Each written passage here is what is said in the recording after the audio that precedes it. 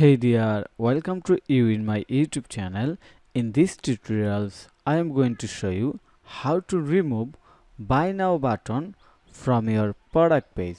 So, if you are looking Shopify easy video guideline and wanted to customize your Shopify online store without hiring any developer, then you can continue this video. So, let's get started.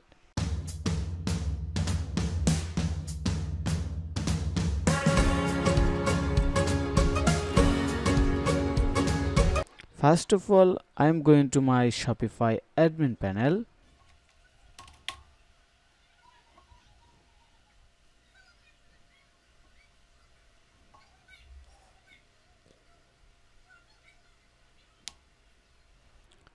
Here is my Shopify admin panel. Then I am going to click on the online store.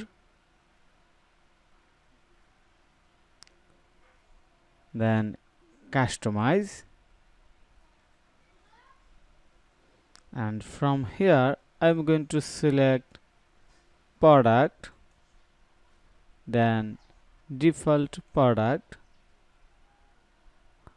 Okay, now we wanted to remove this button buy it now.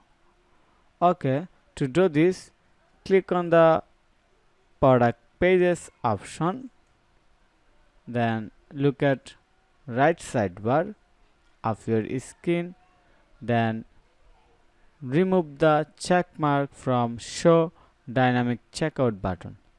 Just click on it. Looks here, the buy now button has been removed. Okay, now finally click on the save. We have done, and we're going to refresh our product page. Reload.